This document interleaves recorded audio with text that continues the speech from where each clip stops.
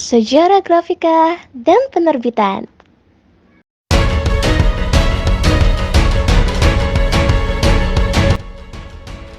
Grafika adalah suatu proses penyampaian informasi, gagasan informasi, pikiran, kesan perasaan yang dituangkan dalam cara percetakan untuk disampaikan kepada khalayak.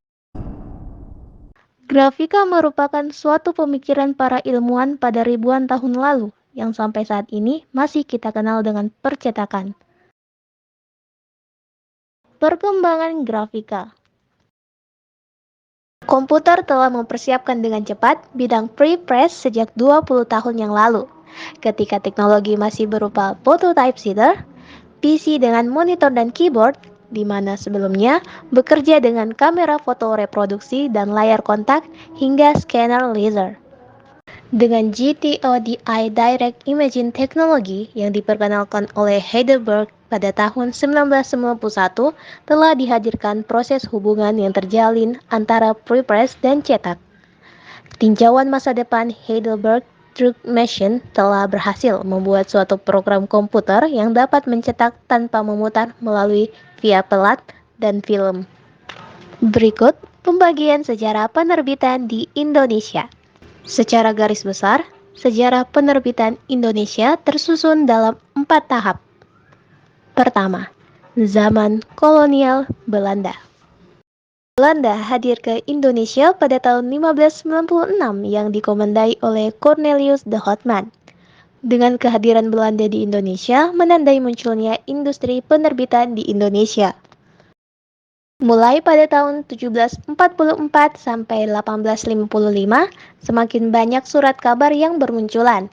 Di antara surat kabar yang hadir pada tahun itu adalah Batavia's Novelis, Het van den Nieuws, Bro Martani, dan surat kabar bahasa Melaju. Zaman Balai Pustaka. 22 September 1917, pemerintah Belanda membuat lembaga yang diberi nama Balai Pustaka. Untuk memperlancar tugas, Balai Pustaka membuat 4 bidang, yaitu redaksi pers, administrasi, dan perpustakaan. Zaman peranakan Tionghoa. Di tahun 1855, beberapa surat kabar berbahasa Melayu terbit seperti Bulanan Bintang Utara, Surat Kabar Betawi, setiap minggu ada Slompret Melayu, Surat Kabar Bintang Timur, dan Surat Kabar Mingguan Biang Lala. Dan yang keempat adalah lahirnya Ikatan Penerbit Indonesia. Jenis-jenis penerbitan. Awal-awal berdirinya penerbitan buku atau balai pustaka hanya memuat tulisan-tulisan yang sejalan dengan kepemerintahan Belanda. Maka mereka masuk dalam golongan bacaan liar, roman picisan, bahasa tak berbudaya, bahasa pasar, dimarginalkan.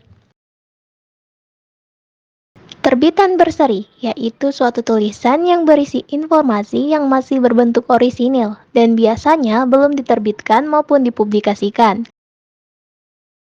Yang termasuk dalam terbitan berkala adalah majalah, majalah ilmiah yang biasa dikenal sebagai jurnal, buletin, newsletter, advance, dan lain-lain.